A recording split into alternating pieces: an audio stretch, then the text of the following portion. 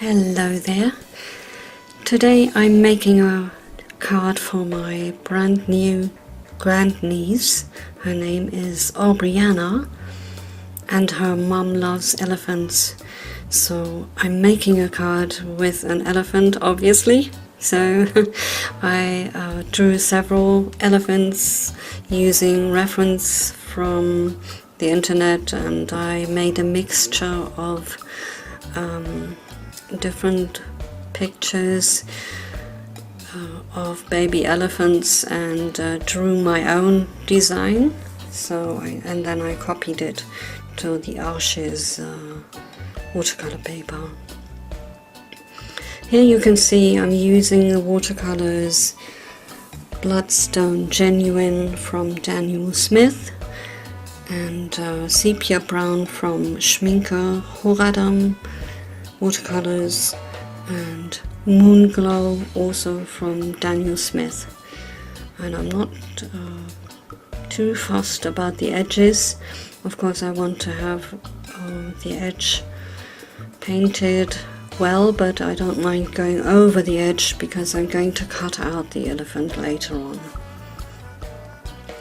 You can see the eyes are blocked with masking fluid, and they're looking rather grim at the moment, but I'll soon change that. So I'm using a water wet and wet technique for the ears, and also lifting some of the paint after a while, and I'm going back and forth to give the ears some texture as I saw fit. And now painting the legs. Later on I'm changing them a little bit because I thought, after looking at the pictures again, that the knees are much higher and that these legs look a little bit too straight. However, that can all be corrected later. And trying to give the legs a little bit of dimension by painting some areas darker than others.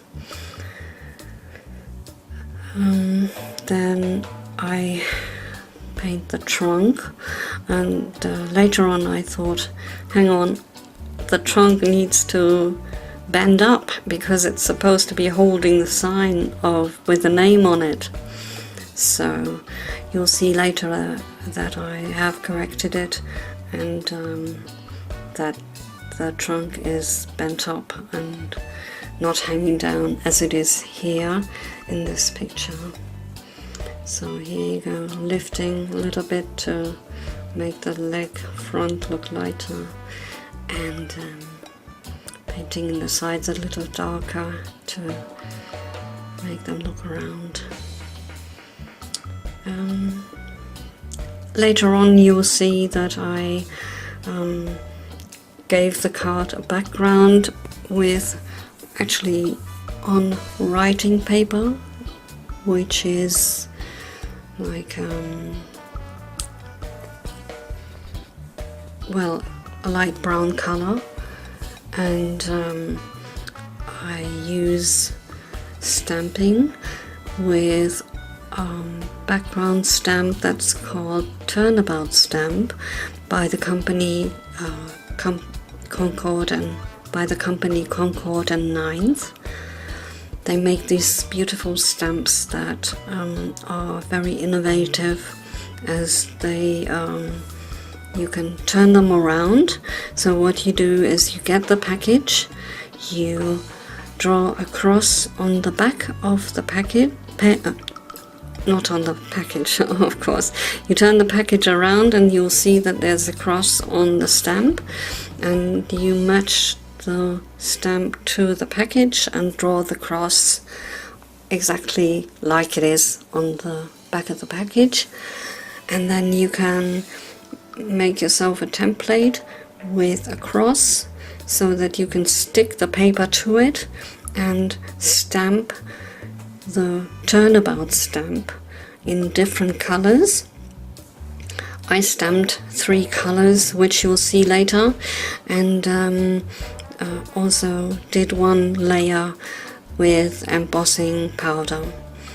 So I'm explaining all that in detail later, but I cut the footage because it was just getting too long, and now I'm trying to explain it without you seeing it, but you'll see what I mean later.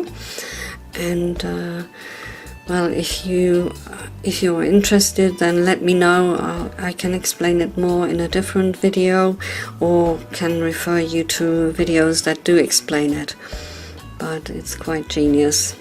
Anyway, here I'm checking my elephant and peeling off the masking fluid to finally get to the eyes, because I wanted to give them highlights and shading so that they do look dimensional, and painted in too much, so I had to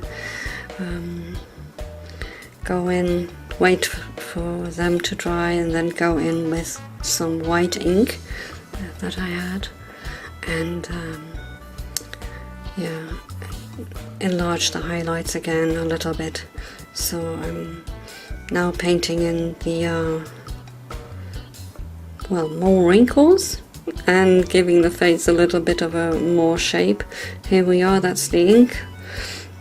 So just dabbing in tiny little dots, but too much again, and I have to go back in with the darker color. I think I'm using black in this instance, and I'm correcting the ear now. That's the bit that I overlooked earlier that was kind of wonky.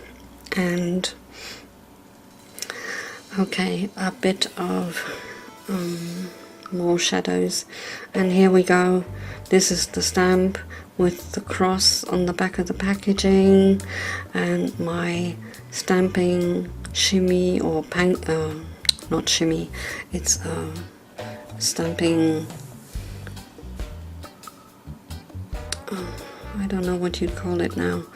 Anyway, it's something to mount your card on, so you can turn it around. So you turn it 90 degrees each time you stamp, and then you end up with a pattern like that.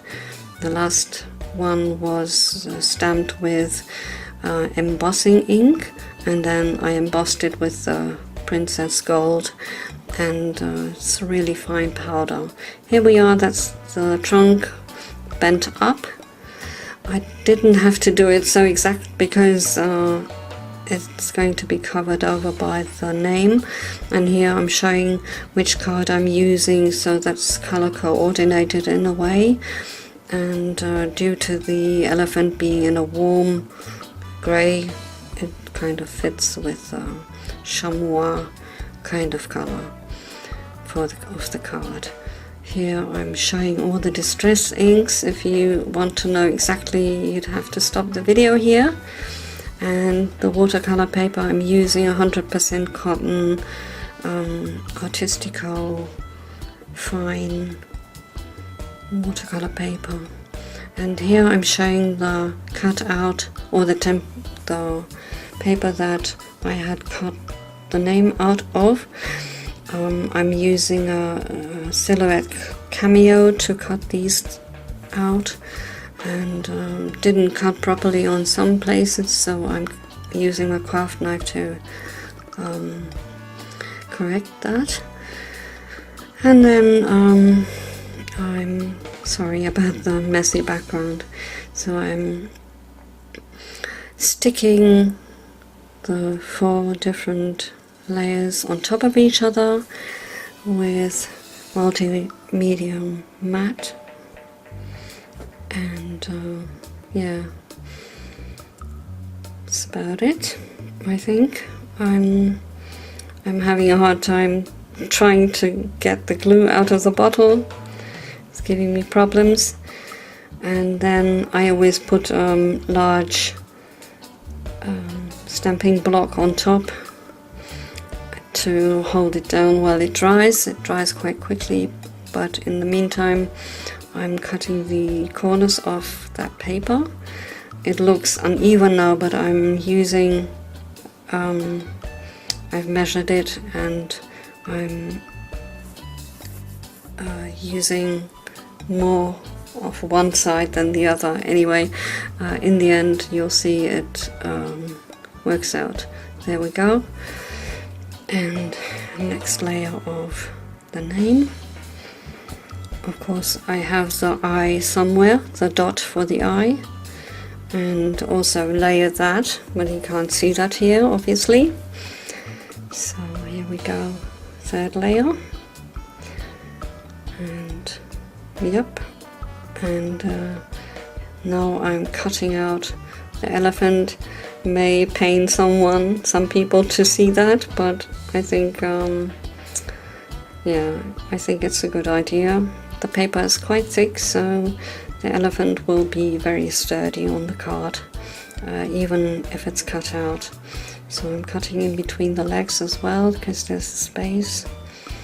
Right, so cutting off the trunk obviously, and yeah, I'm mounting the elephant with a bit of craft foam onto the card, so it stands out a little bit. But before that, I will color the edges of the paper so it doesn't look stark white. It's going to be the same color as the body, obviously.